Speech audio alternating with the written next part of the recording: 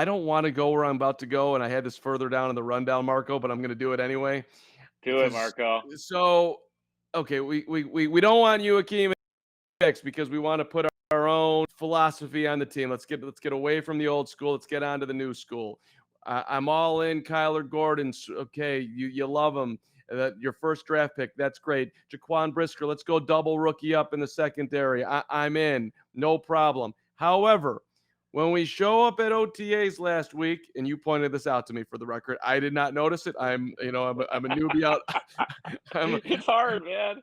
yeah, I don't know how the Bear reporter does this so well. Just oh yeah, you could see that Jalen Johnson is running with the twos. I'm like, I have no idea who's with the ones or with the. I'll get there someday, but I'm not there yet. But you pointed it out to me, Jalen Johnson's running with the twos, and so how is that possible? Like you've got a rookie cornerback over here. You can't tell me that Kindle Vildor is better than Jalen Johnson. And so here's where I didn't want to go, but I'm going there right now.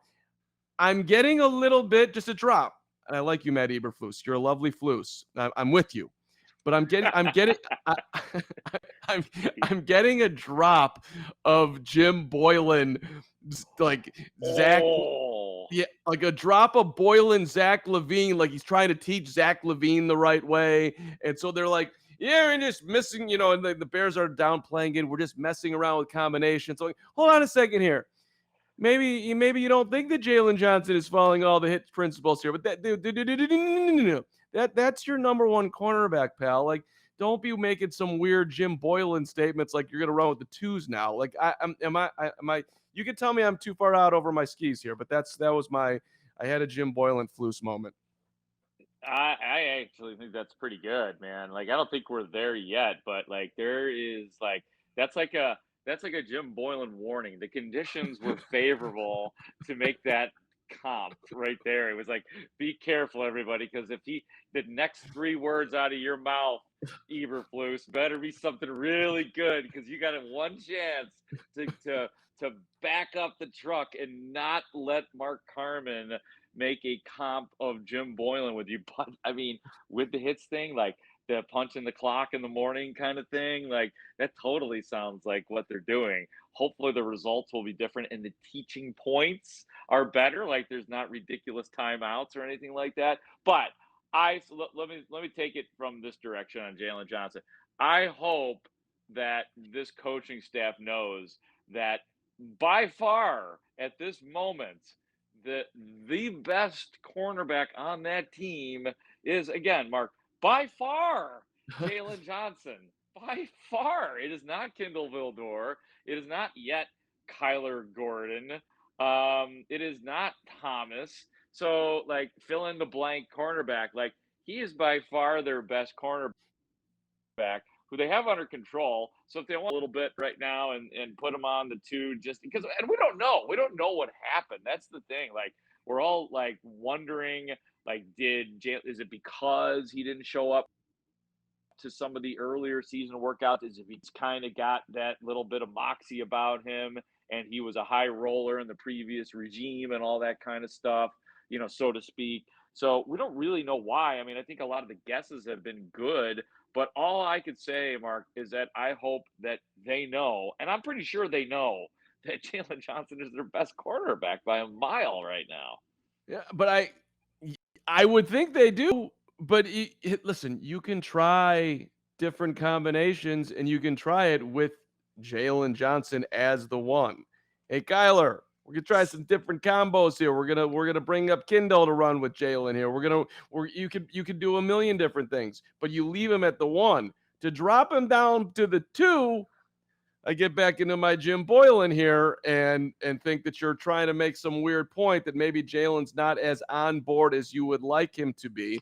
And then the Bears can sit there and they can point to, and Courtney Cronin over doing a great job over at ESPN.com. She detailed the stats here.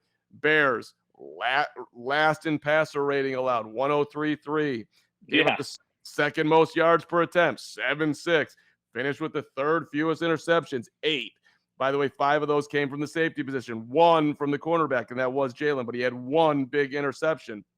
So, and then there's 31 passing touchdowns as well. So, And I thought that actually was the highlight moment for me of all the OTA press conferences when, hey, Jalen, you guys sucked last year. He's like, well, did we?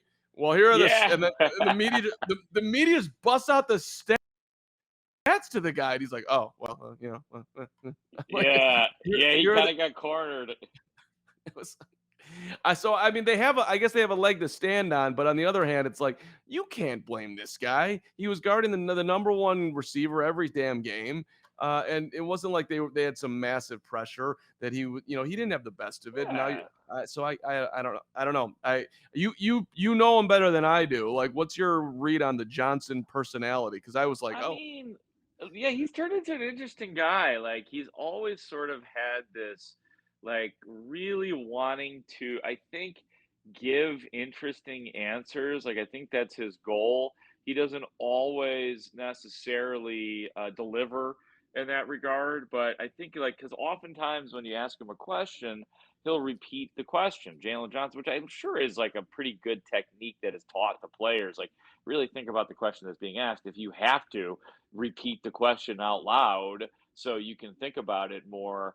But I think he's one of these guys who is actually, I don't know if he likes doing the media thing, but I think he likes the questions, and I think he likes to kind of try to give a deep answer. And then obviously we now know that we've had little bits and pieces of this in the past with him too.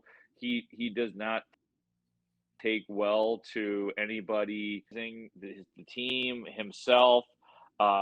Even last year in training camp, I don't remember who it was. Somebody was beating him. I don't know, maybe it was Demir Bird or something like that. And we all asked him about what was going out there, and he goes, "I don't know what you guys are talking about. I didn't see anything." So, and he was kind of like winking at us, but he just wouldn't give us an answer. He wouldn't say anything. He wouldn't say that Demir Bird was playing well. So he's got that like sort of hyper competitive, like I'll answer your questions in a fun way, but if you start to challenge me or my teammates, I'm not gonna play ball with you guys. right. And okay.